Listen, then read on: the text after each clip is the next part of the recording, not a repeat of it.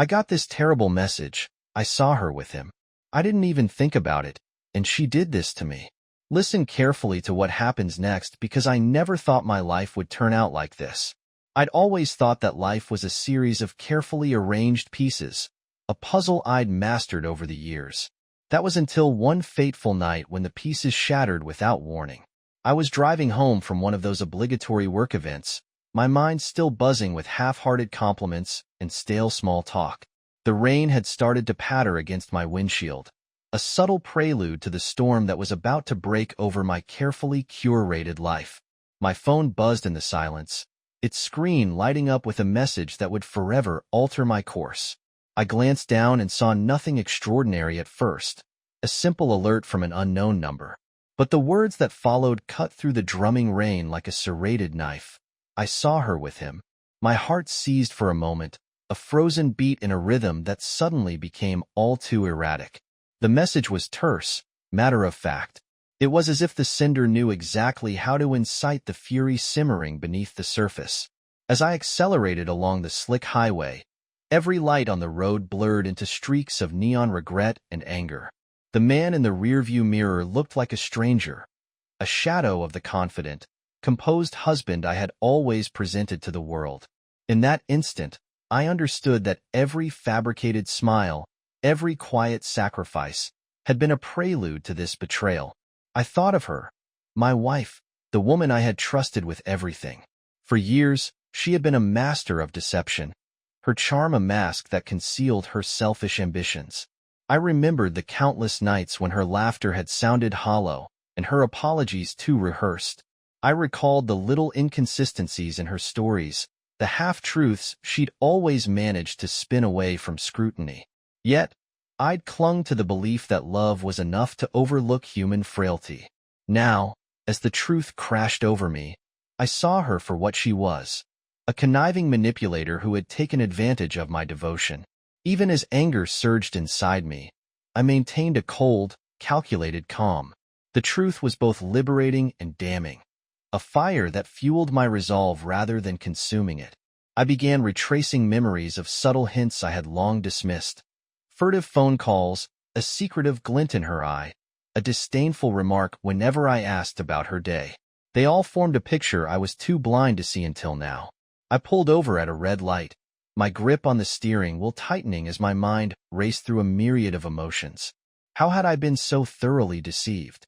How could someone so brazenly disloyal, so unapologetically cruel, inhabit the life I'd built? I remembered the way she dismissed my concerns in the past, her words laced with venom and condescension. "You're just being paranoid," she'd said with a smirk that now haunted me. The lie was as polished as her public persona, but the truth had always been lurking beneath the surface, waiting for its moment to emerge. In that suspended moment, the traffic light turning green felt like a signal, a license to leave behind the shattered remnants of trust and step into a darker chapter of my life. I knew that the path ahead would not be about forgiveness or sorrow. It was a road paved with the icy resolve of retribution. The familiar comfort of our home, once a sanctuary of love, now loomed as a stage for the final act of a tragedy that was as inevitable as the turning of seasons. Every instinct in my body screamed for revenge, a promise of cold, calculated payback for every tear shed in silence. I began to formulate a plan that would force her to confront the consequences of her lies and infidelities. The more I thought about it, the more I realized that her world, built on deceit and arrogance, was about to crumble in spectacular fashion. The betrayal was not just an affront to my dignity. It was a challenge to my very identity as a man who would no longer tolerate being undermined. As the rain intensified, mirroring the storm raging inside me, I knew that tonight was only the beginning. I resolved to trace every step she'd taken, every whispered secret and every hidden rendezvous. And in doing so, I would prepare a reckoning so thorough and unyielding that even her carefully constructed lies would be exposed in their full, brutal light. Little did she know, the game was now mine, and I intended to play it on my own unforgiving terms. With every mile that passed beneath the wheels, my mind drifted further away from the man I once was and closer to the cold, calculating avenger I was destined to become. The road stretched ahead like an unwritten chapter, dark and full of retribution. As I pressed on into the night with a single, unyielding thought, justice, in its most brutal and uncompromising form, was about to be served. The rain eventually gave way to a bitter drizzle, each drop echoing my mounting determination as I pulled into a quiet suburb far from the hubbub of my everyday life. I knew I couldn't let myself be blinded by raw fury. I needed a plan, and precision was paramount. I parked near a small, nondescript motel where I'd arranged to meet an old friend from college, a man known for his connections in the underbelly of the city. Mickey had once been a troubleshooter, someone who could dig up dirt on anyone if the price was right. Now, he was my secret weapon in uncovering every hidden detail of my wife's treachery. Inside the dimly lit room, Mickey's presence was as assured as ever. His eyes, sharp and calculating, locked onto mine as I laid out the bare facts of my discovery. "I need everything you've got on her," I said without preamble, my tone leaving no room for debate. Mickey merely nodded, a slight smirk tugging at the corner of his lips as he began recounting fragments of information he'd gathered from his network. It wasn't long before I learned that my wife, Sylvia, had been more brazen than I'd ever imagined. Not only had she been involved with a string of paramours, but she was also entangled in a complex web of blackmail and financial deceit, using her allure to manipulate unsuspecting men into funneling money her way. I listened intently as Mickey recounted sordid details, coded messages, secret rendezvous, and even whispered rumors of a deal with a notorious local gangster. Every revelation sharpened my resolve. Sylvia had always presented herself as untouchable, cocky, dismissive, and ever so polite to those who fed her ego. But it was evident now that beneath that polished exterior lay a labyrinth of lies, and it was time to unravel them all. Leaving Mickey's safe haven, I embarked on a meticulous journey to gather undeniable proof. The deeper I dug, the more I uncovered not just Sylvia's infidelities, but a sprawling scheme of deceit that extended into the financial corridors of our lives.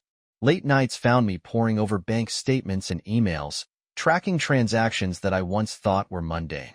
In every ledger entry, every cryptic note, was evidence of her collusion with unsavory characters. The meticulous records painted a portrait of a woman who had built her world on false promises and exploitation. My investigation led me to a luxurious club on the outskirts of town, a place where the city's elite mingled with shadowy figures. Dressed in a tailored suit and an air of unshakable confidence, I strode into the establishment like a man on a mission. There, amid the soft hum of conversation and clinking glasses, I recognized Sylvia immediately. She was laughing, her voice dripping with condescension as she brushed off a comment from a man who clearly idolized her. The stark contrast between her public facade and the secrets I was now privy to fueled my contempt. I approached her slowly, feigning an air of casual nonchalance. "Sylvia," I greeted, my voice steady as ice. The moment our eyes met, I saw a flicker of surprise that quickly morphed into practiced indifference. "Oh, it's you," she replied, her tone laced with a dismissive edge. It was the same bitch who had trivialized my concerns in the past, now caught off guard by my unexpected presence. I offered a tight-lipped smile as I took the seat next to her, the atmosphere charged with unspoken history.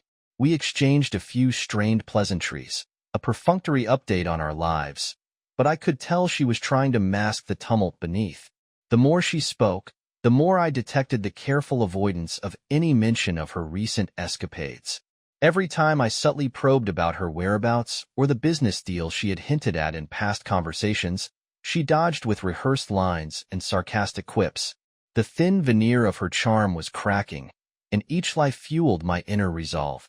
After our encounter at the club, I returned to my car and sat in the darkness, replaying every detail in my mind.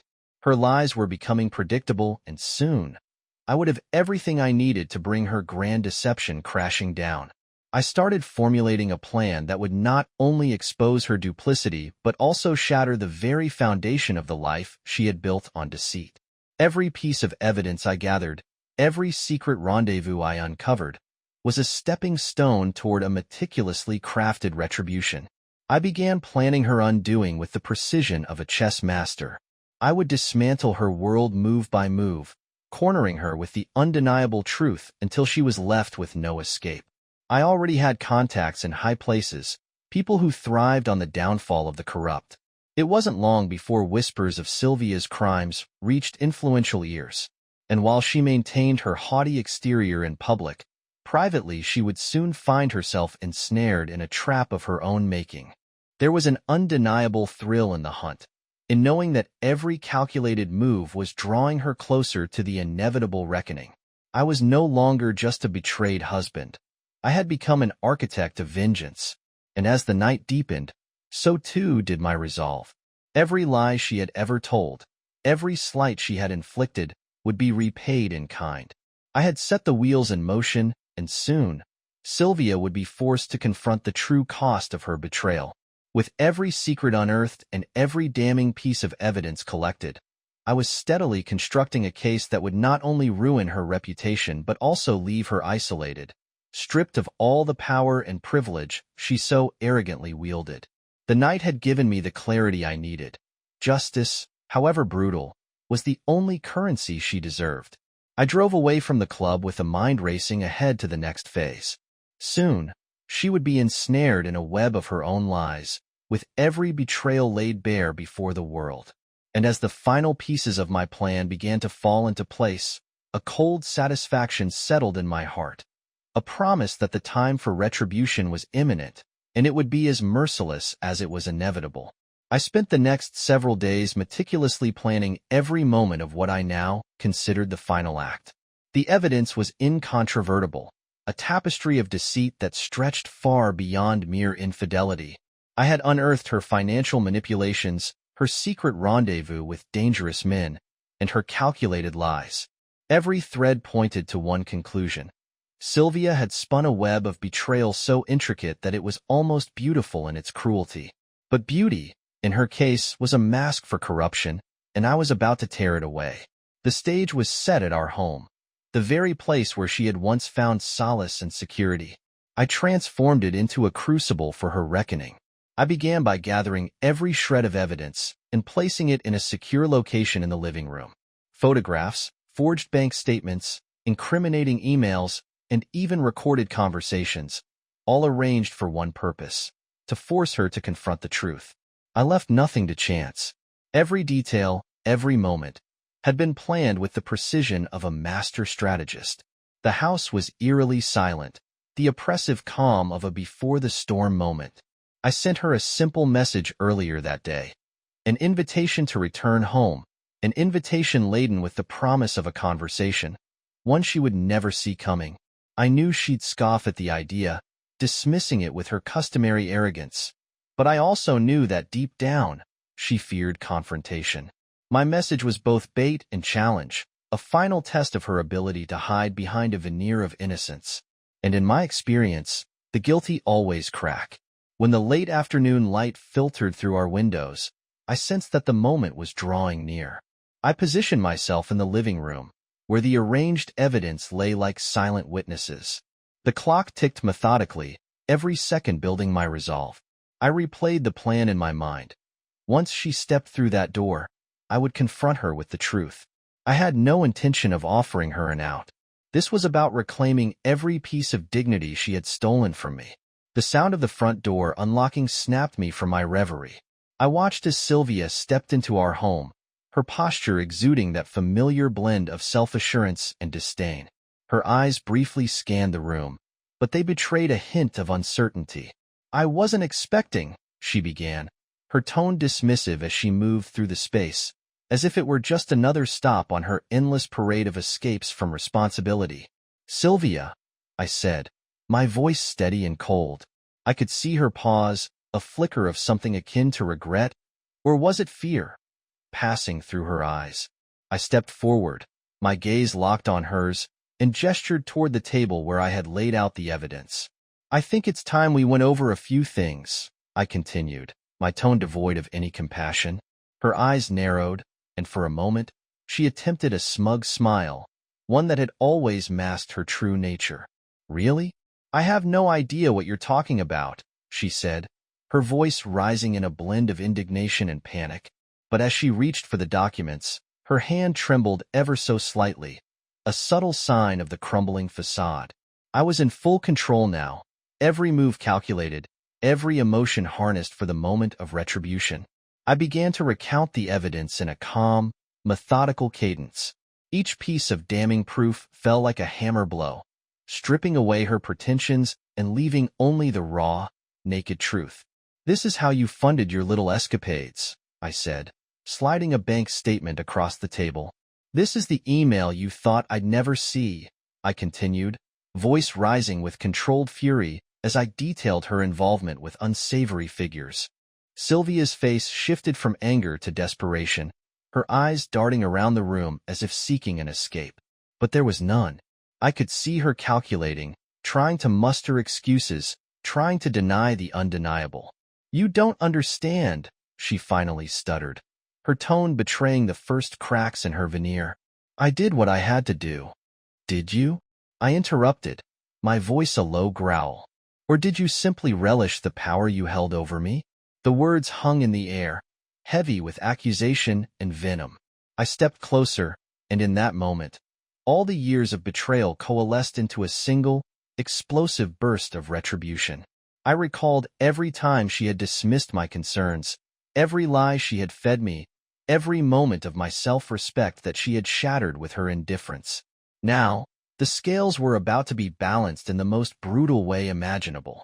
I reached out and grabbed her wrist, a gesture that was as calculated as it was cold. She flinched, the smug defiance in her eyes evaporating into a stark, raw fear.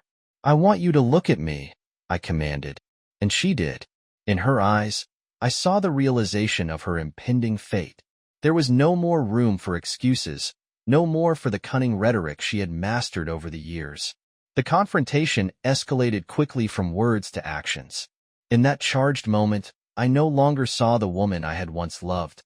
I saw a predator exposed, a con artist cornered by her own lies. With every measured step I took, every deliberate motion, I made it clear that there would be no redemption tonight. The evidence, the proof of every sin, was laid bare, and so was her vulnerability. I told her in a voice that was devoid of pity, "You have stolen too much from me. Every lie, every betrayal, has led us to this point." My words were like the final strike of a guillotine, sealing her fate. The air crackled with the promise of violence, a violence that would be both swift and unforgiving. Before she could muster another feeble plea or a weak attempt at denial, I felt the cold resolve of inevitability wash over me. The calm, calculating fury that had grown within me now surged forward, setting the stage for the reckoning that was about to unfold. I had orchestrated this moment for too long, and now, as she trembled in the dim light of our once shared sanctuary, I was ready to deliver my final, brutal justice. The confrontation in our living room had reached a fever pitch, a standoff where every word, every gesture, was loaded with the weight of our shattered past. Sylvia's eyes, once so full of haughty assurance, now pleaded silently for a mercy that I knew would never come. In that charged moment, as I gripped her wrist and laid bare the evidence of her betrayal, I realized that I was no longer the husband she had deceived. I was the arbiter of her reckoning. I stepped back slowly, my gaze never leaving hers. The room was heavy with a mixture of defiance and dread. I could see her mind scrambling for excuses, each one more pitiful than the last. "You think you're so righteous," she began, voice trembling as if it were a rehearsed line in a tragedy. "But you don't understand what it's like." Her words died on her lips, choked by the truth that I had painstakingly laid out. I shook my head slowly, as if disappointed by her inability to grasp the enormity of her misdeeds. "Understand?" I repeated, the word laced with bitter irony. "You built a life on lies, manipulating those around you, exploiting every weakness you found. And now, the same lies have caught up with you." The evidence before us was indisputable. Bank statements, coded messages, and even recorded confessions of your involvement with dangerous men. Each piece was a nail in the coffin of the illusion you tried to maintain.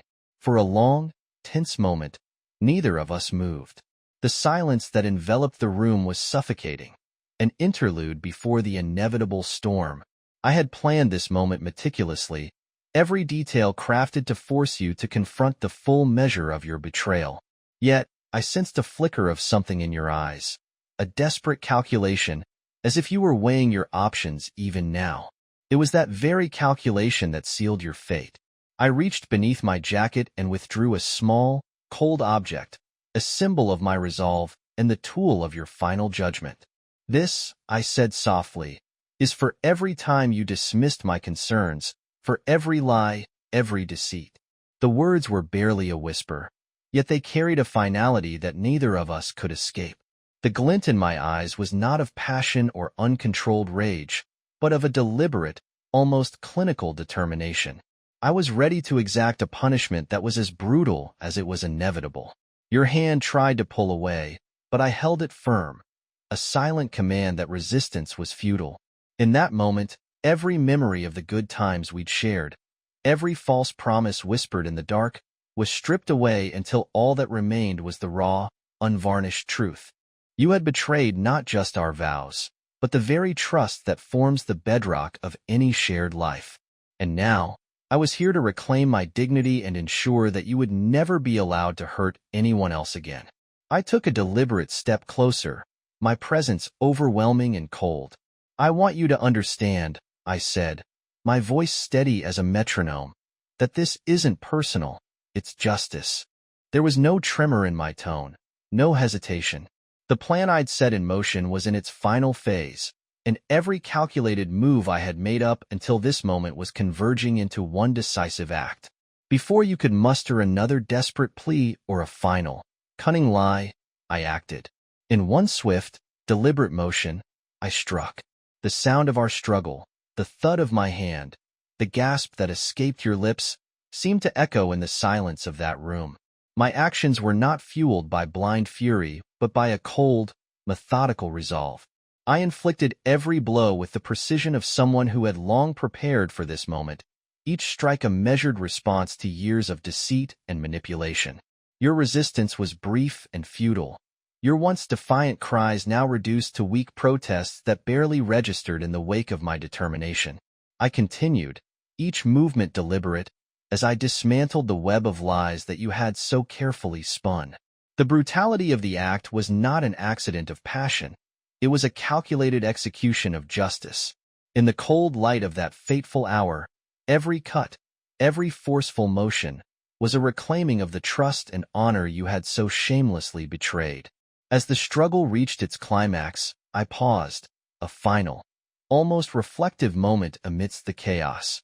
In your eyes, I saw the full spectrum of consequences: regret, fear, and the undeniable understanding that you had been cornered by your own treachery. There was a final, bitter irony in the way your resistance faltered as you recognized that you had never truly held any power over me.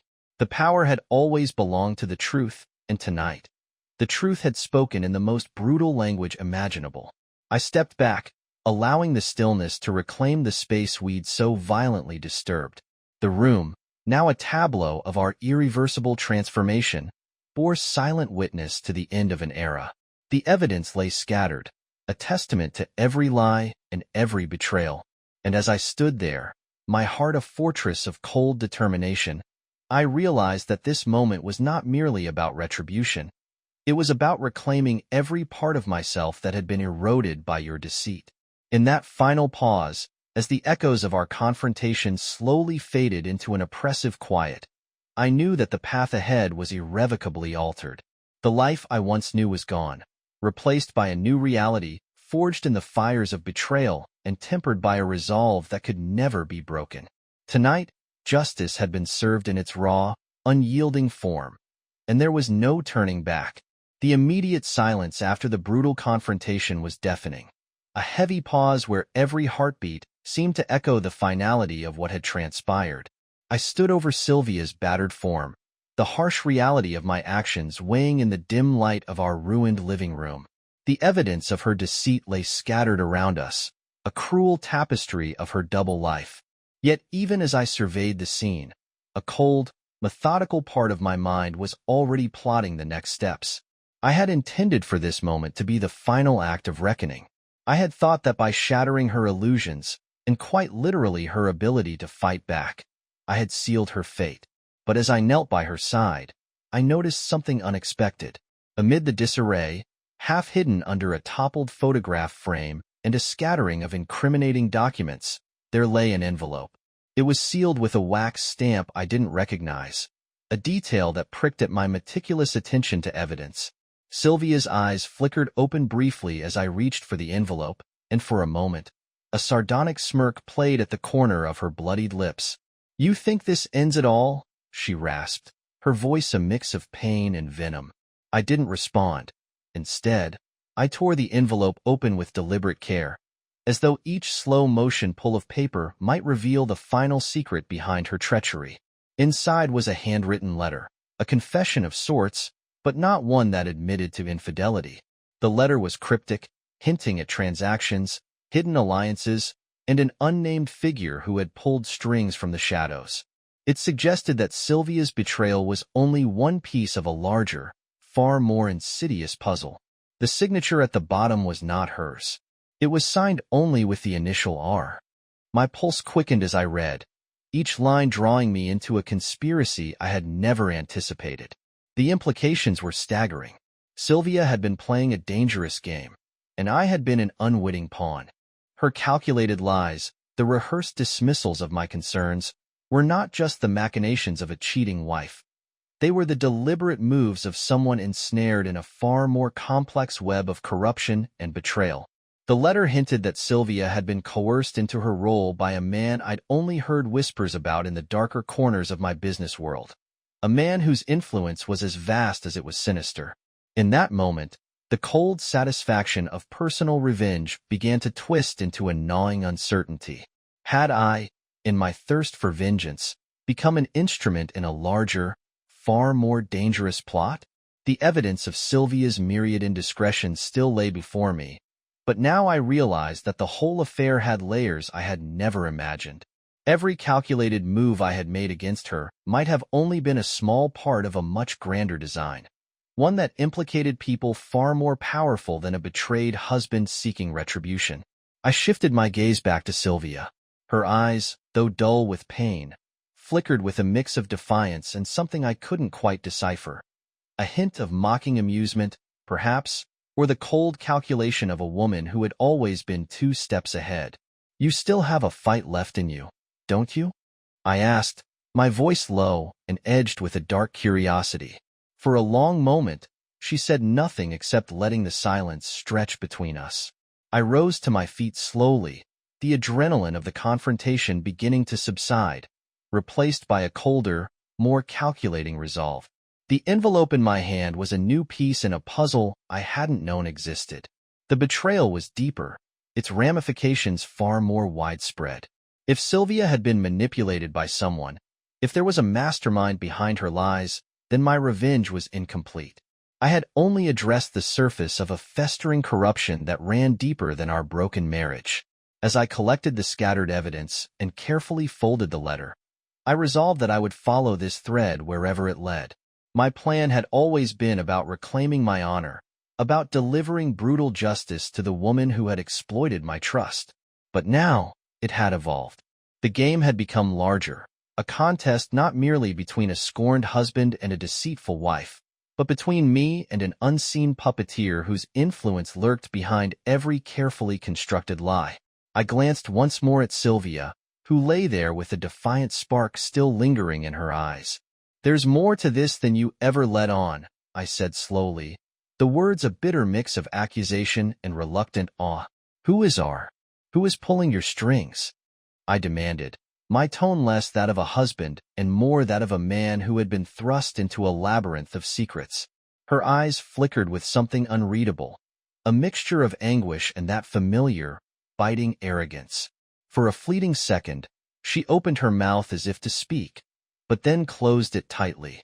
In that silence, her unspoken defiance stung even more than the pain coursing through her battered body. I knew that if she chose to remain silent, the truth would have to reveal itself in other, far more damning ways. I turned away from her limp form, stepping carefully around the evidence of our shared past that now resembled a crime scene. I had work to do, a mission that would force me to confront figures I'd long suspected lurked in the underbelly of our seemingly respectable lives. With the envelope clutched in my hand and the taste of betrayal still bitter on my tongue, I vowed that this was only the beginning. I would peel back every layer of deceit, dismantle every alliance forged in the shadows, and deliver retribution not just for my personal loss, but for every victim ensnared in their web. The pursuit of justice had transformed into a hunt for a ghost, a nameless enemy who had manipulated my wife into becoming a willing accomplice in a far darker game. And I would pursue that ghost with the same cold, calculated brutality I had reserved for Sylvia. As I stepped out into the cold night, the storm clouds overhead mirrored the turmoil in my mind. The path ahead was murky and treacherous, yet my resolve was ironclad. The taste of revenge was sweet, but the promise of uncovering the truth, even if it led to horrors I couldn't yet imagine, was an addiction I could not deny. The wheels of fate had been set in motion, and now there was no turning back. That night, I couldn't shake the letter's cryptic promise from my mind. R was no ordinary name. It was a signature that promised deeper, darker involvement. I drove home in a haze of conflicting thoughts. The brutal showdown with Sylvia, though necessary, had only peeled back one layer of the rot that had infected our lives. Now, the hunt for R became personal, a quest to unravel a conspiracy that reached far beyond one cheating wife. The drive was long and oppressive, my mind replaying every word of the confession, every detail of Sylvia's evasive glances. I knew that if I was to expose the true orchestrator behind this elaborate web of betrayal, I had to venture into territories I'd once thought unthinkable. The underbelly of the city beckoned, promising answers from those who lived in the shadows. At dawn, I arrived at a seedy part of town where the facade of respectability dissolved into dim streetlights and whispered secrets. My destination was a rundown warehouse rumored to be a hub for illicit deals, a place where information traded hands like currency. I parked a few blocks away, the engines purr the only sound accompanying my racing thoughts. I had learned over the years to trust my instincts, and now they were telling me that within those dark walls lay the key to unlocking R. Inside the warehouse, the atmosphere was thick with tension and the smell of stale smoke. Men huddled in corners, their eyes shifting nervously as I moved through the dim corridors. I carried with me not just a thirst for retribution, but the cold determination to dismantle the corruption that had manipulated every thread of my life. In whispered conversations and furtive glances, I picked up hints of a high-stakes game, a game in which Sylvia was merely a pawn, and R the unseen grandmaster. I finally found my contact, a jittery man known as Carmine. His reputation for information brokering was matched only by his habit of looking over his shoulder. "I heard you're looking for answers," he murmured, his voice a rasp that barely carried over the ambient hum of the warehouse. I fixed him with a steely glare, my eyes unblinking in the low light. "I need to know who R is, and why my wife was entangled in his schemes." Carmine's eyes darted around before he leaned in close. "They say R controls everything from the shadows, money laundering, blackmail, even high-level government contracts. Sylvia got mixed up because she thought it was just about the money. But it's bigger than that. It's a whole network of corruption, and she was his ticket in." His words sent a shiver down my spine. I wasn't merely dealing with a cheating wife anymore. I was embroiled in a labyrinth of deceit and criminal enterprise. I pressed him for more details, my voice a blend of controlled menace and desperate curiosity. "Where do I find him?" I demanded. Carmine hesitated, then offered a location, a discreet, high-end club frequented by the city's elite and the underworld's kings. It was a paradoxical setting where luxury met vice, the perfect stage for the puppet master to conduct his illicit orchestra. Before I could leave, Carmine's phone buzzed, and his face paled. He muttered something about a rival gang and vanished into the shadows, leaving me with more questions than answers. The warehouse, the hushed secrets, even Carmine's nervous glances, all coalesced into a clear message. I was on dangerous ground, and the deeper I dug, the more I risked becoming entangled in the same web of treachery that had ensnared Sylvia. Back in my car, I sat in silence for a long time. The letter from R and Carmine's frantic whispers had fanned the flames of my determination. The cold, calculated revenge I had begun with Sylvia was now evolving into something much more expansive, a crusade against a network of corruption that had exploited and ruined countless lives, including mine. I decided to use every resource at my disposal. Over the following days, I combined the evidence I had meticulously collected with new leads from the criminal underworld. I hacked into encrypted servers, interrogated small-time crooks, and even leveraged old contacts from my past life, a world I had long thought behind me. Each fragment of information painted a more disturbing picture.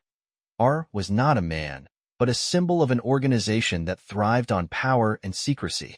Sylvia's role, however regrettable, was just the opening move in a much larger game. I revisited every moment of my life with Sylvia, reanalyzing every conversation, every evasive remark, and every smile that had concealed her true intentions. The realization hit me hard. The betrayal wasn't just personal, it was systemic.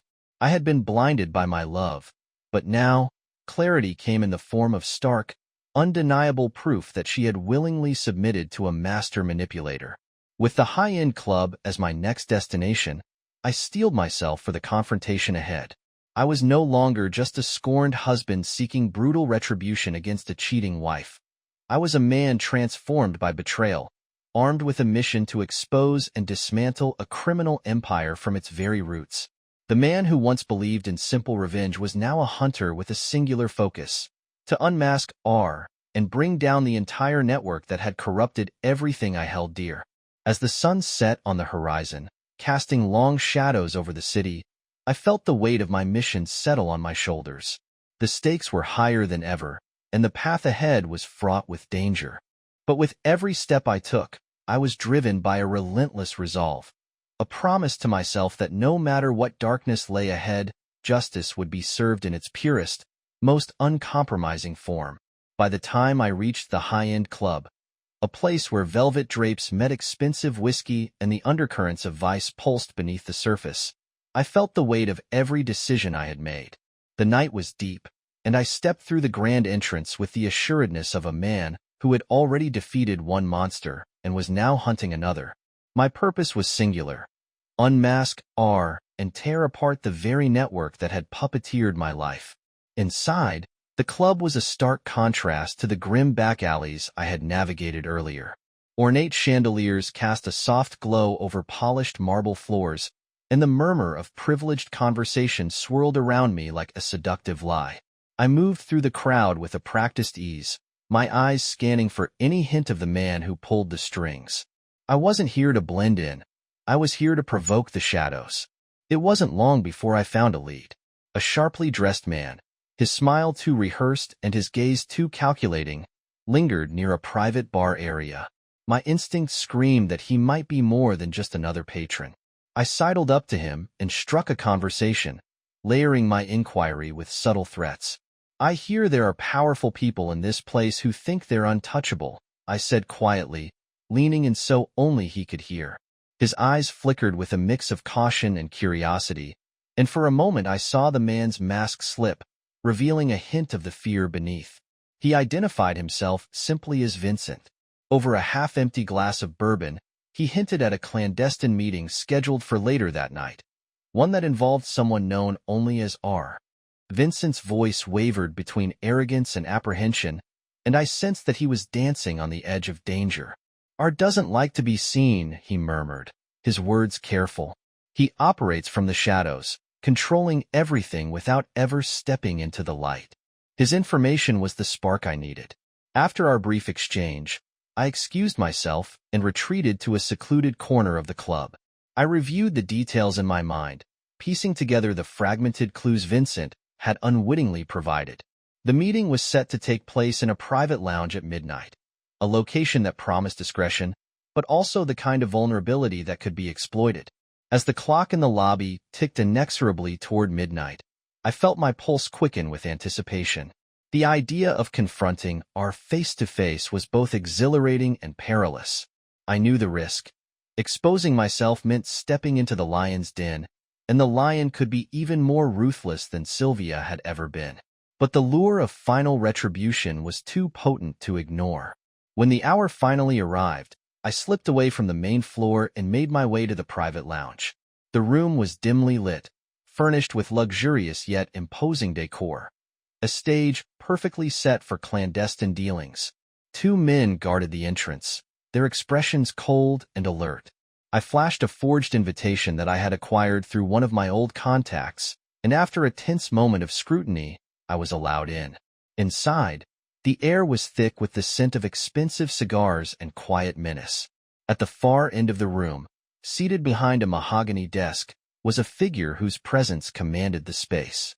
He was impeccably dressed in a tailored suit, his eyes hidden behind dark, reflective sunglasses even in the low light. A subtle smirk played on his lips as he surveyed the room, and I knew without a doubt that this was R.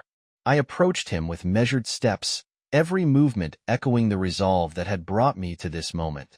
"I'm here to settle a debt," I declared, my voice steady and cold. His smirk widened, as if he had been expecting me all along. "Ah, so you must be the man chasing ghosts," he replied in a tone that dripped with disdain yet carried a hint of amusement. "Tell me, do you realize the magnitude of what you're getting into?" I didn't flinch. Instead, I locked eyes with him and replied, "I realize exactly what I'm doing. You used her, manipulated everything, and now, I'm here to tear down your empire piece by piece." The challenge in my words hung in the air like a gauntlet thrown at his feet. R leaned forward, his voice lowering to a dangerous murmur. "You're a brave man. I'll give you that. But bravery can be foolish if it blinds you to the inevitable." He paused, letting the silence stretch, then added, "You have no idea how deep this game goes." His tone was mocking yet somehow sincere, as if he truly believed that I was merely a pawn caught in an unavoidable fate. I could feel the tension building, a palpable current of violence simmering beneath the veneer of civility. The lounge, with its elegant facade, had become a crucible for our confrontation. "I'm not a pawn," I said, my voice rising with the intensity of my conviction. "I'm the reckoning, and tonight, I start undoing everything you've built." Every word was a promise of brutal retribution. A promise that even the most powerful manipulator could be dismantled by the raw force of truth and vengeance. At that moment, one of the guards stepped forward, his hand hovering near a concealed weapon. It was a subtle reminder that while words could cut, physical force was often the final arbiter. I noted the guard's motion, my mind already calculating my next move. "I'm not here to negotiate," I stated flatly. "I'm here to expose every lie, every scheme, and if necessary, to spill blood until the truth runs clear." The guard's hand twitched, a silent warning that the balance was about to tip. Art chuckled softly, a sound devoid of genuine mirth. "You have spirit," he admitted, his eyes narrowing behind those dark lenses. "But spirit alone won't save you from what's coming. You see, I've orchestrated moves you can't even fathom. Every step you take, every plan you devise, has already been anticipated." His words were a gauntlet, challenging me to prove my worth against a man who thrived on control. The conversation reached a critical juncture, a silent standoff of wills and intentions. In that charged silence, I realized that this confrontation was no longer solely about personal betrayal or revenge. It was a war against an entire system of corruption that had manipulated every part of my life. The stakes had never been higher, and the final act was approaching with relentless inevitability. I took a deep breath and squared my shoulders. "Then let's play your game," I said, the words laced with defiance and determination. "But know this, I'm not just here to take you down.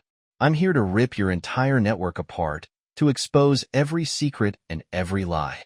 And I promise you, the fallout will be catastrophic." The man known as R slowly removed his sunglasses, revealing eyes that shone with a mix of icy calculation and dark amusement. "So be it," he said calmly. "Let the night decide who truly holds the power." In that moment, the room became a battleground of unspoken threats and impending violence. a stage where the final chapters of our intertwined fates would be written in blood and shattered lies. As I prepared to meet the challenges ahead, I couldn't help but feel that every step I had taken had led me precisely to this point, the precipice of an all-out war. The price of betrayal was high, and now, with R staring me down, the true reckoning had begun. In a heartbeat, the calm of the private lounge shattered. Just as I squared off with R, the heavy wooden doors burst open, and a squad of armed men poured into the room.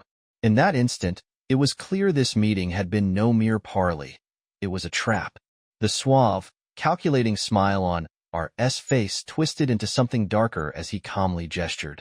"Welcome to the real game," he drawled, his voice echoing over the sudden chaos. I dove behind a mahogany credenza as a hail of bullets ripped through the air. Glass and splinters flew everywhere. My instincts kicked in, honed by months of relentless pursuit. I rolled, narrowly avoiding a stray bullet that shattered the vintage lamp beside me. The adrenaline surged, and I knew that every second now counted. My eyes flicked from one attacker to the next, each one moving with the discipline of a well-trained unit. I wasn't about to become another casualty in their meticulously orchestrated ambush. In the midst of the barrage, I caught sight of a familiar figure, a flash of red among the suits. Sylvia, alive, her eyes, glinting with something that was equal parts malice and amusement, met mine for a fleeting second before she melted into the shadows. The realization struck me with icy clarity. Everything wasn't as it seemed. The woman I had brutally confronted, the bitch I had thought I'd rid myself of, had been playing me all along. She wasn't merely a cheating wife. She was an active conspirator in this entire labyrinth of deceit. There was no time to dwell on betrayal now. The room erupted into a visceral melee. I sprang from cover, seizing a fallen silenced pistol from a guard who had been too preoccupied with his own shock to notice. Every movement was deliberate, every shot a calculated measure of retribution. I advanced through the chaos with the cold precision of a man possessed, each assailant meeting a swift, brutal end as I carved my path toward R. Amid the cacophony of violent struggle, a series of jarring images flashed before my eyes. The sterile precision of my earlier confrontation with Sylvia in our living room, the damning evidence laid out like a death knell, and now the maddening, unyielding violence of this ambush. Each memory stoked the furnace of my resolve, transforming raw betrayal into ruthless determination. As I dispatched one guard after another, I maneuvered toward the mahogany desk where R sat, seemingly unperturbed by the mayhem he had unleashed.